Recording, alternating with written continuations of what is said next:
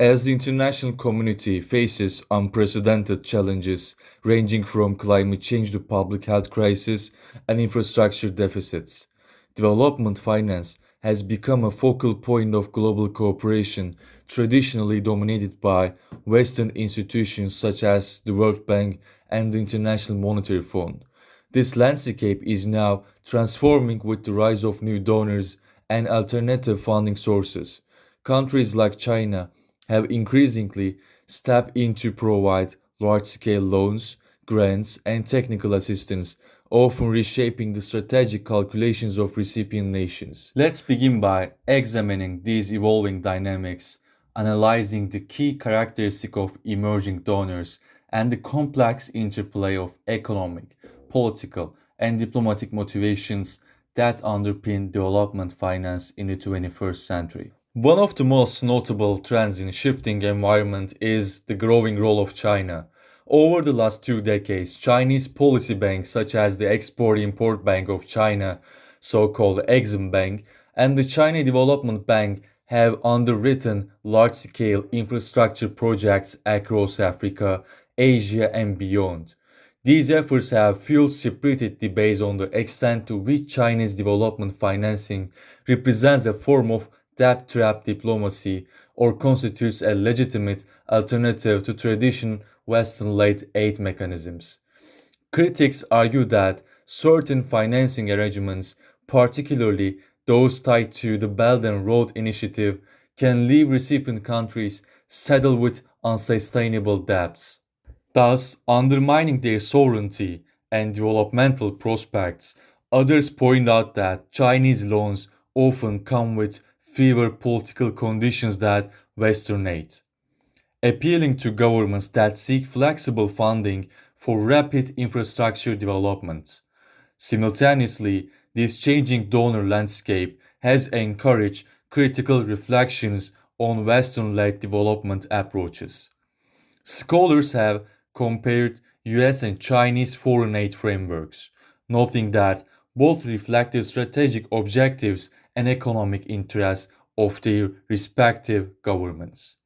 The United States Agency for International Development typically conditions its grants and loans on governance reforms, democratization, and human rights. China, by contrast, has often emphasized bilateral cooperation, state led infrastructure building, and non interference in domestic affairs as a core principle of its foreign assistance. Yet, attributing these differences solely to ideological grounds risk oversimplifying the fluid motivations of donors. For instance, China's approach has also been shaped by its own experiences as a former large scale of aid recipient. Similarly, Western donors have, at times, adjusted their aid frameworks to cater to shifting geopolitical contexts, including security considerations and economic interests. Furthermore, debates around neocolonialism have resurfaced, particularly in Africa, where Chinese investment has grown exponentially. While some observers label China's involvement as a new form of resource extraction reminiscent of historical colonial practices, others argue that it offers a much needed influx of capital and technology transfer, especially for large infrastructure projects. Many African leaders view Chinese finance bridges, railways, and hydropower dams as a catalyst for industrialization and connectivity that Western aid models have long promised but often fail to deliver. Indeed, the contentious discourse around debt trap diplomacy sometimes overshadows the reality that recipient governments, especially in Africa, maintain varying degrees of agency and often skillfully negotiate terms to maximize local benefits. In short, emerging donors are reshaping development finance by reducing reliance on traditional aid conditionalities tied to governance or market liberalization. This broader funding base can speed up urgent projects but also risks transparency, inflates debt, and complicates coordination efforts. The debate on China's rise as a major global lender is developed around two conflicting narratives. One argues that China is engaging in debt trap diplomacy. The other sees China as offering an alternative to Western finance, filling a crucial gap in infrastructure funding. Let's break down each perspective in detail. DTD is a policy tool when State X, the lending country, in this case China, supports infrastructure projects in State Y, the borrower country, usually a developing one, by providing excessive loans to the State Y government. As a result, State Y becomes economically dependent on the State X, leaving State Y under State X control. In other words, State Y becomes vulnerable to State X influence. Consequently, State Y is not able to repay State X loans. Therefore, State Y relinquishes some of its assets, for instance, infrastructure, in favor of State X in order to decrease its debt burden.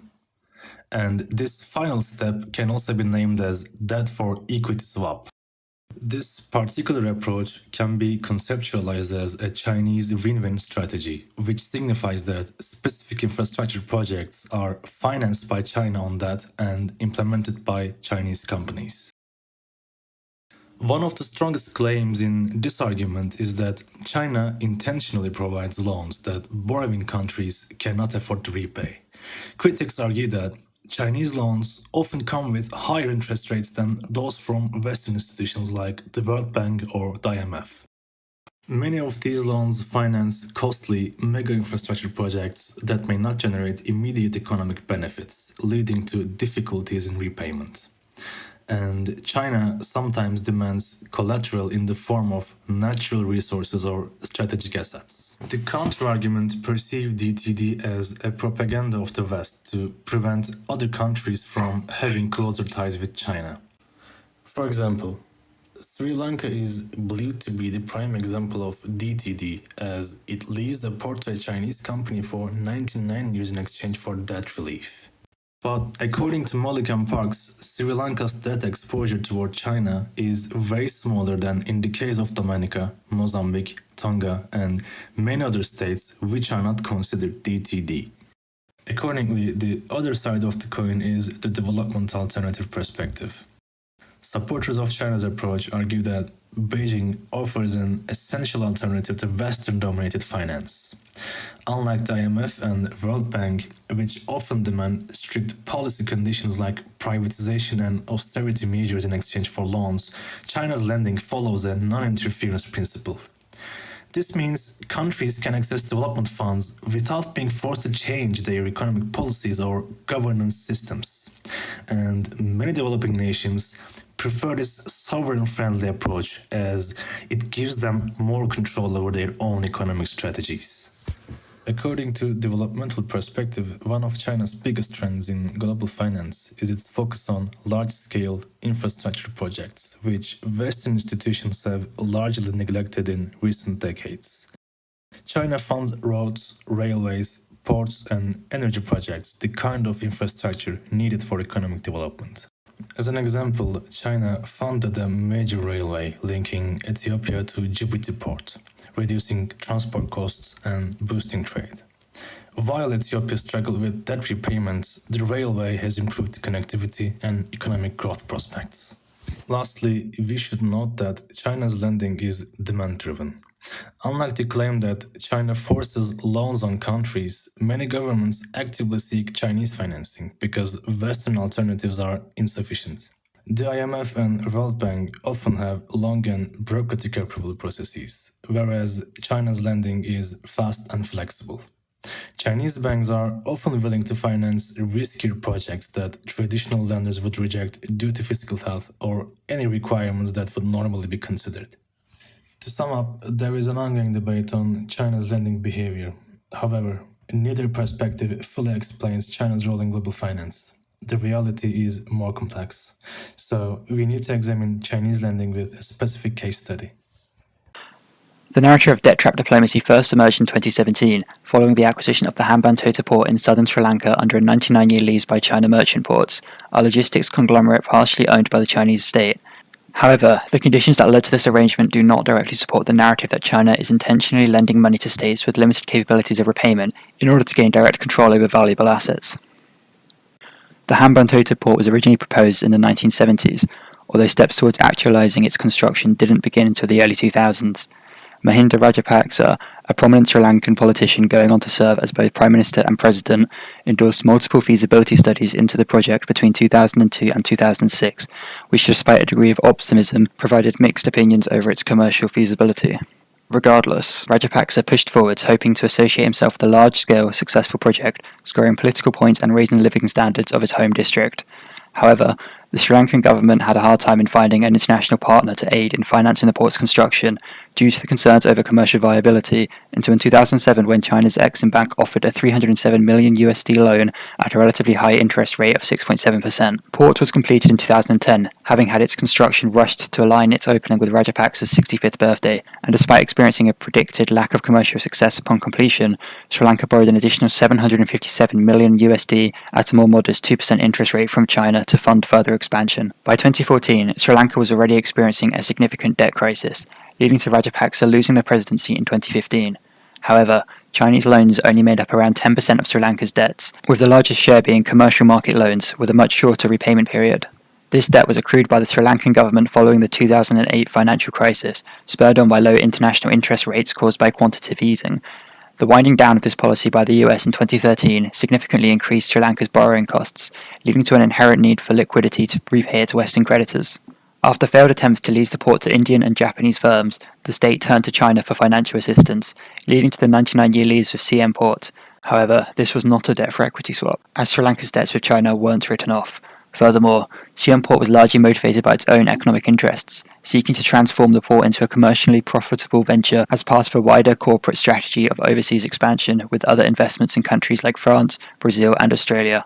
As Sri Lanka technically retains utmost ownership of the port, China is unable to use it for military purposes.